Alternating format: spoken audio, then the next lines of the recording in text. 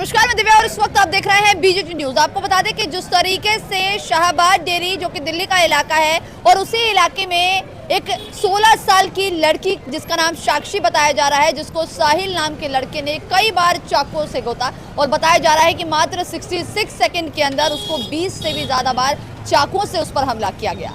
और कहीं ना कहीं अब इस मुद्दे को लव जिहाद का भी मामला बताया जा रहा है। इसी बीच आपको बताएंगे कि दिल्ली के सड़कों पर लगातार धरना प्रदर्शन चल रहा है, लोग नारेबाजी कर रहे हैं और लगातार साक्षी को इंसाफ दिलाने के लिए यहाँ पर अभी यूथ राष्ट्रीय युवा शक्ति दिल्ली की तरफ से लगातार प्रदर्शन किया जा रहा है। क्या कुछ कहेंगे साक्षी को इंसाफ दिलाने के लिए? देखिए, साक्षी को इंसाफ दिलाने के लिए हमारा ये सरकार से मांग है कि जितना जल्द हो सके उसको न्याय मिले और वो जो लड़का है, जो मानसिकता गंदा मानसिकता के जो व्यक्ति है, उसको जल्द से जल्द फांसी की सजा हो। कुछ कहेंगे जो साक्षी के साथ हुआ उसको लेकर? मैम, ये साक्षी के साथ कोई पहली घटना नहीं है। मैं आपके साथ पहले भी साउथ कैंपस से मिला था, जब भी मैंने आपको बताया था कि जिस प्रकार कन्हैया लाल का हत्या की गई थी, कोई अलग केस नहीं है। हर आशिक क्यों एक पर्टिकुलर कम्युनिटी से क्यों होता है, ऐसा हमें क्यों देखने को मिलता है? श्रद्धा के साथ ऐसा केस हुआ जिसमें श्रद्धा के 35 टुकड़े हमें देखने को मिले। क्यों हमेशा ऐसा देखने को मिला कि वो उसने अपना नाम साहिल रखा और हाथ में कलावा बांधा और टीका लगा के एक हिंदुइज्म अपने आप को वो करा कि मैं एक हिंदू हूँ।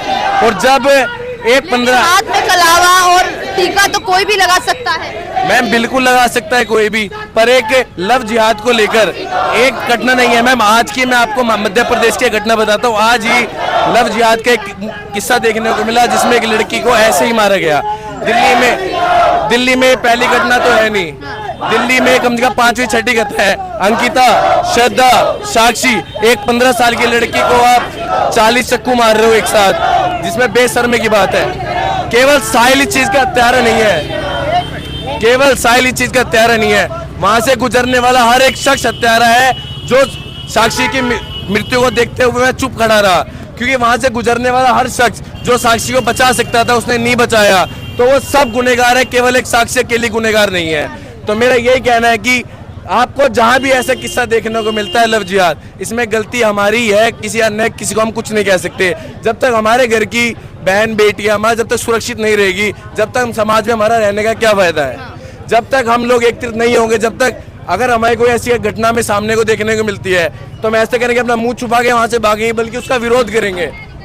तो आज हम लग रहा है पुलिस की नाकामी भी समझ रहे हैं आप? मैम, बिल्कुल पुलिस की नाकामी है। मैं सिर्फ उच्चतम न्यायालय से एक मांग करना चाहूंगा कि इस मामले को फास्ट ट्रैक कोर्ट से चलाया जाए, कि जल्द से जल्द सुनवाई हो। मैम, कन्हैया लाल के हत्यारे को अब तक फांसी नहीं हुई, अंकिता के हत्यारे को अभी तक सजा नहीं हुई, तो कब तक ऐसे न्यायालय धीरे धीरे चलता रहेगा?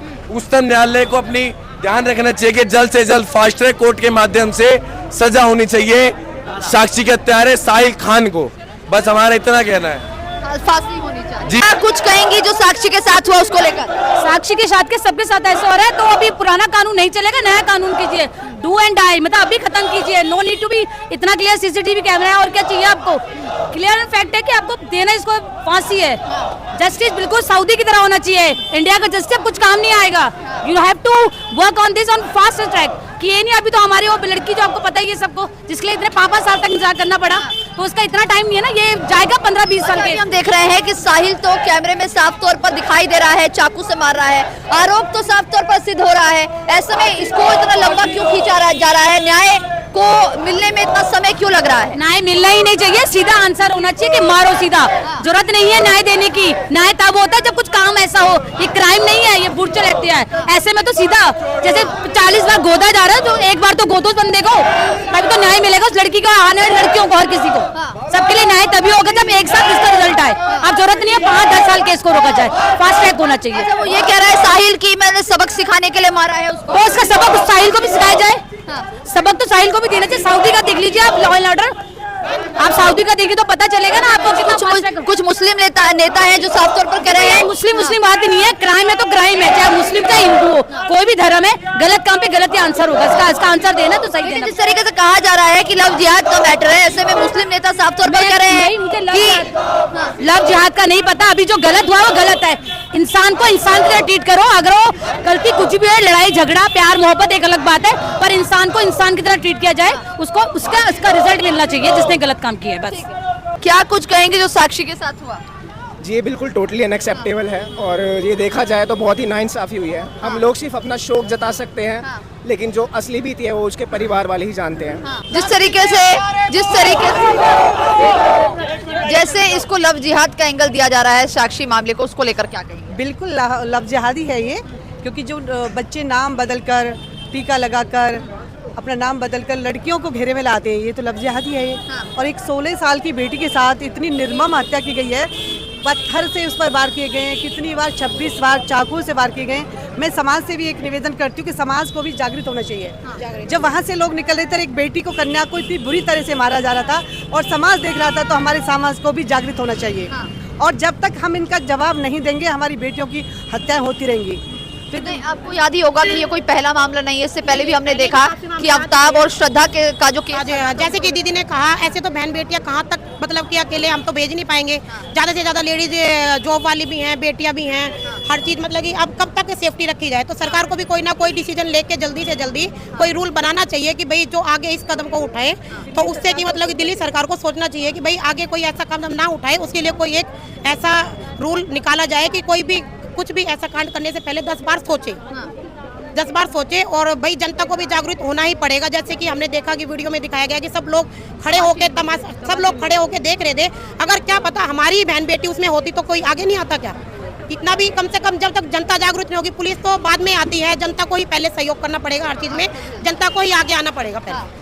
हाँ जी, तो जनता आपने जैसे देखा कि हमने भी देखा, वीडियो में साफ तौर पर दिख रहा था कि लोग वहाँ मौजूद थे, लेकिन उसके बावजूद भी कोई भी आगे नहीं आया। कहीं ना कहीं उनके अंदर एक डर था कि शायद अगर हमने कुछ बोला या हमने कुछ किया तो कहीं ये जो बदमाश है, जिसका नाम साहिल है, जो आरोपी है, जिसको कहीं ना कहीं अब बड़े बड़े नामों से पुकारा जा रहा है, हैवान भी बताया जा रहा है, वो कहीं ना कहीं हम पर हमला ना कर दे।